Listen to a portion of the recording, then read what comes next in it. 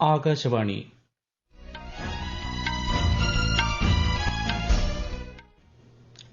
നമസ്കാരം. വാർത്തകൾ വായിക്കുന്നത് അക്ഷയ് ഷാജി.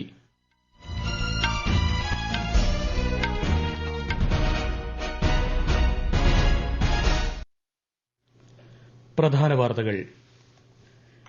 കാലാവസ്ഥാ വ്യതിയാനത്തെ നേരിടാൻ അടിയന്തര നടപടി വേണമെന്ന് ഉപരാഷ്ട്രപതി ജഗ്ദീപ് ധൻകർ. ലോക പൈതൃക സമിതിയുടെ 46ാം സമ്മേളനത്തിന് നാളെ ന്യൂഡൽഹിയിൽ തുടക്കമാവും. പ്രധാനമന്ത്രി നരേന്ദ്രമോദി ഉദ്ഘാടനം ചെയ്യും. സാങ്കേതിക വിദ്യാഭ്യാസ മേഖലയുടെ പുരോഗതി കേന്ദ്ര സർക്കാരിന്റെ പ്രഥമ പരിഗണനയെന്ന് കേന്ദ്രമന്ത്രി അശ്വിനി വൈഷ്ണവ്. ആന്ധ്രാപ്രദേശ്, ഗുജറാത്ത് എന്നിവിടങ്ങളിൽ കനത്ത മഴയെ തുടർന്ന് പ്രളയ സമാന സാഹചര്യം. വടക്കൻ കേരളത്തിൽ മഴക്കെടുതി രൂക്ഷമായി തുടരുന്നു. വനിതാ ഏഷ്യാകപ്പ് ട്വന്റി ക്രിക്കറ്റിൽ പാകിസ്ഥാനെ ഇന്ത്യ 7 വിക്കറ്റിന് തകർത്തു. വാർത്തകൾ വിശദമായി. കാലാവസ്ഥാ വ്യതിയാനത്തെ നേരിടാൻ അടിയന്തര നടപടി വേണമെന്ന് ഉപരാഷ്ട്രപതി ജഗ്ദീപ് ധൻകർ. കാലാവസ്ഥാ വ്യതിയാനം കാരണമുണ്ടാകുന്ന ഉയർന്ന സമുദ്രനിരപ്പ്, വരൾച്ച, കാട്ടുതീ, അപ്രതീക്ഷിതമായി ഉണ്ടാകുന്ന കൊടുങ്കാറ്റ് എന്നിവ ലോകത്തെ ജനജീവിതത്തെ സാരമായി ബാധിക്കുന്നതായും അദ്ദേഹം പറഞ്ഞു.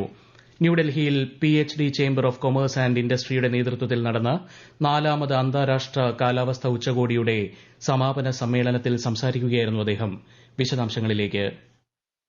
കാലാവസ്ഥാ വ്യതിയാനം കൊണ്ടുണ്ടാകുന്ന പ്രതികൂല സാഹചര്യങ്ങൾ ഭക്ഷ്യസുരക്ഷയെയും ജൈവ വൈവിധ്യത്തെയും സാരമായി ബാധിക്കുന്നതായി ഉപരാഷ്ട്രപതി പറഞ്ഞു. വികസിത ഭാരതത്തിനായി ജൈവോർജ്ജം എന്നതായിരുന്നു ഉച്ചകോടിയുടെ ഈ വർഷത്തെ പ്രമേയം.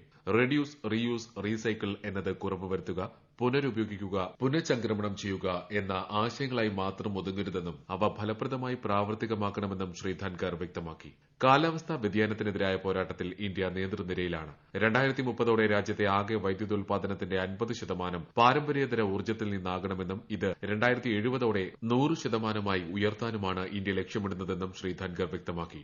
News desk, Akashvani.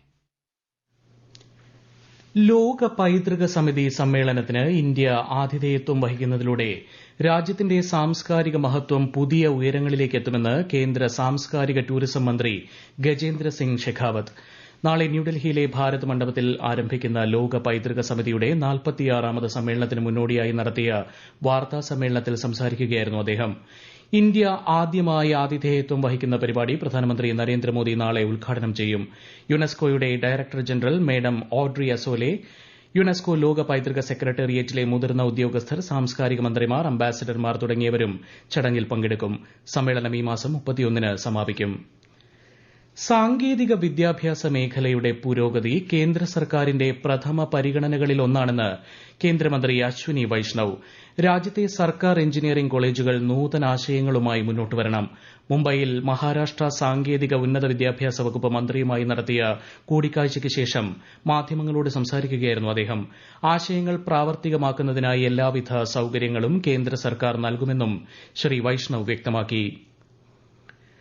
പാർലമെന്റിന്റെ വർഷകാല സമ്മേളനത്തിന് തിങ്കളാഴ്ച തുടക്കമാവും. കേന്ദ്ര ബജറ്റ് ധനമന്ത്രി നിർമ്മല സീതാരാമൻ ചൊവ്വാഴ്ച അവതരിപ്പിക്കും. ദുരന്ത നിവാരണ നിയമ ഭേദഗതി ഉൾപ്പെടെ 6 ബില്ലുകൾ വർഷകാല സമ്മേളനത്തിൽ അവതരിപ്പിക്കും. വ്യോമയാന മേഖലയിലെ വാണിജ്യ നടപടിക്രമങ്ങൾ ലഘൂകരിക്കുന്നതിനുള്ള ഭാരതീയ വായുയാൻ വിധേയക് ബില്ലും ഇതിൽ ഉൾപ്പെടുന്നു. 1934-ലെ എയർക്രാഫ്റ്റ് ആക്ടിന് പകരമാണ് ബില്ല് കൊണ്ടുവരുന്നത്. വിയറ്റ്നാം നേതാവ് ഗുയൻ ഫു ട്രോങ്ങിന്റെ നിര്യാണത്തിൽ പ്രധാനമന്ത്രി നരേന്ദ്രമോദി അനുശോചനം രേഖപ്പെടുത്തി. ദുഃഖത്തിന്റെ ഈ വേളയിൽ വിയറ്റ്നാമിലെ ജനങ്ങളോടും നേതൃത്വത്തോടും ഇന്ത്യ ഐക്യദാർഢ്യത്തോടെ നിലകൊള്ളുന്നുവെന്ന് പ്രധാനമന്ത്രി സന്ദേശത്തിൽ പറഞ്ഞു. വിയറ്റ്നാമിലെ ഭരണകക്ഷിയായ കമ്മ്യൂണിസ്റ്റ് പാർട്ടിയുടെ ജനറൽ സെക്രട്ടറിയും മുതിർന്ന നേതാവുമായിരുന്ന ഗുയൻ ഫു ട്രോങ് ഇന്നലെയാണ് അന്തരിച്ചത്. 80 വയസ്സായിരുന്നു.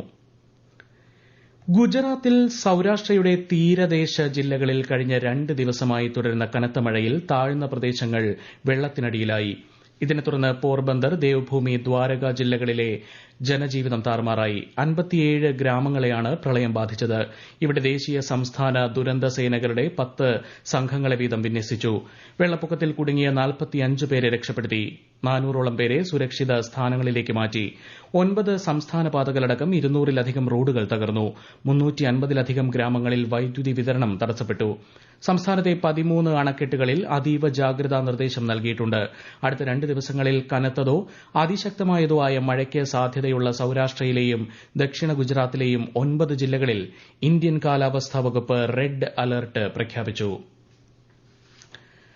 ആന്ധ്രാപ്രദേശിന്റെ വിവിധ ഭാഗങ്ങളിൽ വ്യാപക മഴ തുടരുന്നു ബംഗാൾ ഉൾക്കടലിൽ രൂപപ്പെട്ട ന്യൂനമർദ്ദത്തെ തുടർന്ന് സംസ്ഥാനത്ത് പശ്ചിമ ദക്ഷിണ ഗോദാവരി ജില്ലകളിൽ നദികൾ കരകവിഞ്ഞൊഴുകുകയാണ് കോയമദാരത്ത് കുടുങ്ങിയ 28 പേരെ ഇന്ത്യൻ നാവികസേന രക്ഷപ്പെടുത്തി മുഖ്യമന്ത്രി ചന്ദ്രബാബു നായിഡു സംസ്ഥാനത്തെ പ്രളയക്കെടുതി അവലോകനം ചെയ്തു കേരളത്തിൽ വടക്കൻ ജില്ലകളിൽ മഴയ്ക്ക് നേരിയ ശമനമുണ്ടെങ്കിലും മഴക്കെടുതി രൂക്ഷമായി തുടരുകയാണ് കോഴിക്കോട് വയനാട് കണ്ണൂർ കാസർഗോഡ് ജില്ലകളിൽ ഇന്ന് മഞ്ഞ ജാഗ്രതയാണ് വയനാട് ജില്ലയിലെ വിദ്യാഭ്യാസ സ്ഥാപനങ്ങൾക്ക് ഇന്ന് അവധി പ്രഖ്യാപിച്ചിട്ടുണ്ട് സംസ്ഥാനത്ത് അടുത്ത 4 ദിവസം ഒറ്റപ്പെട്ട ശക്തമായ മഴയ്ക്ക് സാധ്യതയുണ്ട് കേരള കർണാടക ലക്ഷദ്വീപ് തീരങ്ങളിൽ നിന്ന് മത്സ്യബന്ധനത്തിന് പോകരുതെന്നാണ് നിർദ്ദേശം കടൽ പ്രക്ഷുബ്ധമാകാൻ സാധ്യതയുള്ളതിനാൽ കണ്ണൂർ കാസർഗോഡ് തീരങ്ങളിൽ പ്രത്യേക ജാഗ്രത പാലിക്കണമെന്നും മുന്നറിയിപ്പുണ്ട്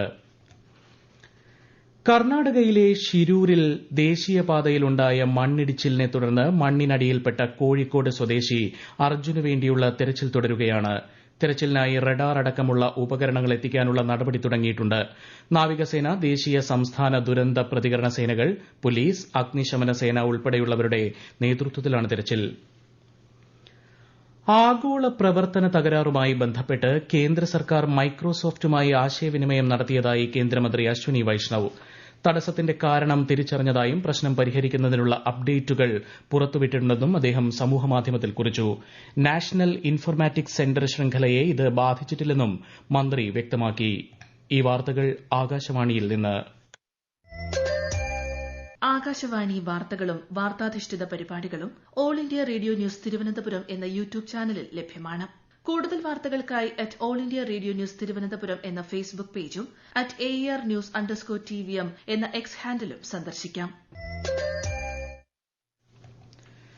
വനിതാ ഏഷ്യാകപ്പ് 2020 ക്രിക്കറ്റിൽ പാകിസ്ഥാനെ ഇന്ത്യ 7 വിക്കറ്റിന് തകർത്തു ഇന്നലെ നടന്ന ഗ്രൂപ്പ് എ മത്സരത്തിൽ ആദ്യം ബാറ്റ് ചെയ്ത പാകിസ്ഥാനെ ഇന്ത്യ 19.2 ഓവറിൽ 108 റൺസിൽ പുറത്താക്കി മറുപടി ബാറ്റിംഗിൽ 3 വിക്കറ്റ് മാത്രം നഷ്ടപ്പെട്ട ഇന്ത്യ 14.1 ഓവറിൽ മത്സരം വിജയിച്ചു ഏഷ്യാകപ്പ് വനിതാ ക്രിക്കറ്റിൽ ഇന്ന് 2 മത്സരങ്ങൾ നടക്കും ഉച്ചകഴിഞ്ഞ് 2 നടക്കുന്ന ആദ്യ മത്സരത്തിൽ മലേഷ്യ തായ്ലൻഡിനെ നേരിടും രാത്രി 7 നടക്കുന്ന രണ്ടാം മത്സരം ശ്രീലങ്കയും ബംഗ്ലാദേശും തമ്മിലാണ് പാരീസ് ഒളിമ്പിക്സിനായുള്ള ഒരുക്കങ്ങൾ പുരോഗമിക്കുന്നു വിവിധ രാജ്യങ്ങളിൽ നിന്നും കായിക താരങ്ങൾ ഫ്രാൻസിലേക്ക് എത്തിത്തുടങ്ങി അന്താരാഷ്ട്ര ഒളിമ്പിക് സമിതി പ്രസിഡന്റ് തോമസ് ബാക്ക് കായിക പ്രതിഭകളെ പാരീസിലേക്ക് സ്വാഗതം ചെയ്തു 10,500ഓളം അത്ലറ്റുകളാണ് ഇക്കുറി ഒളിമ്പിക്സിൽ പങ്കെടുക്കുന്നത് ഈ മാസം 26 മുതൽ ഓഗസ്റ്റ് 11 വരെയാണ് പാരീസ് ഒളിമ്പിക്സ് ഇന്ന് ദേശീയ ചാന്ദ്രദിനം 1969 ജൂലൈ 20-നാണ് ആദ്യമായി മനുഷ്യൻ ചന്ദ്രനിൽ ഇറങ്ങുന്നത് അമേരിക്കൻ ബഹിരാകാശ യാത്രികനായ നീൽ ആംസ്ട്രോങ് ഇതോടെ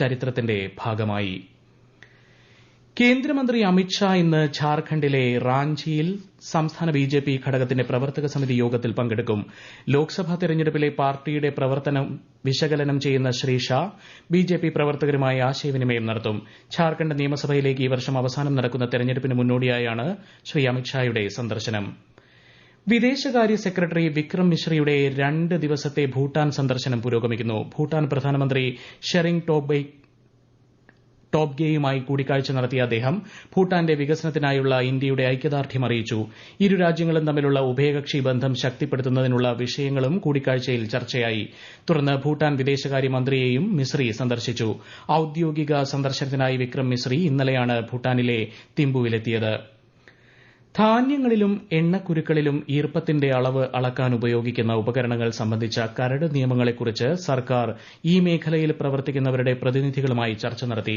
ഉപഭോക്തൃകാര്യ വകുപ്പ് സെക്രട്ടറി നിധി ഖാരയുടെ അധ്യക്ഷതയിൽ ന്യൂഡൽഹിയിൽ ചേർന്ന യോഗത്തിലാണ് ഇക്കാര്യം ചർച്ചയായത് ധാന്യങ്ങൾ എണ്ണക്കുരുക്കൾ തുടങ്ങിയവയിലെ ഈർപ്പം അളക്കുന്നത് അവയുടെ ഗുണനിലവാരവും സംഭരണകാലവും നിശ്ചയിക്കുന്നതിന് സഹായകരമാകും പ്രധാന വാർത്തകൾ വീണ്ടും കാലാവസ്ഥാ വ്യതിയാനത്തെ നേരിടാൻ അടിയന്തര നടപടി വേണമെന്ന് ഉപരാഷ്ട്രപതി ജഗ്ദീപ് ധൻകർ ലോക പൈതൃക സമിതിയുടെ 46ാം സമ്മേളനത്തിന് നാളെ ന്യൂഡൽഹിയിൽ തുടക്കമാവും. പ്രധാനമന്ത്രി നരേന്ദ്രമോദി ഉദ്ഘാടനം ചെയ്യും. സാങ്കേതിക വിദ്യാഭ്യാസ മേഖലയുടെ പുരോഗതി കേന്ദ്ര സർക്കാരിന്റെ പ്രഥമ പരിഗണനയെന്ന് കേന്ദ്രമന്ത്രി അശ്വിനി വൈഷ്ണവ്. ആന്ധ്രാപ്രദേശ്, ഗുജറാത്ത് എന്നിവിടങ്ങളിൽ കനത്ത മഴയെ തുടർന്ന് പ്രളയ സമാന സാഹചര്യം. വടക്കൻ കേരളത്തിൽ മഴക്കെടുതി രൂക്ഷമായി തുടരുന്നു. വനിതാ ഏഷ്യാകപ്പ് ട്വന്റി ക്രിക്കറ്റിൽ പാകിസ്ഥാനെ ഇന്ത്യ 7 വിക്കറ്റിന് തകർത്തു. വാർത്തകൾ കഴിഞ്ഞു. അടുത്ത വാർത്താ പ്രക്ഷേപണം ഉച്ചയ്ക്ക് 12:30.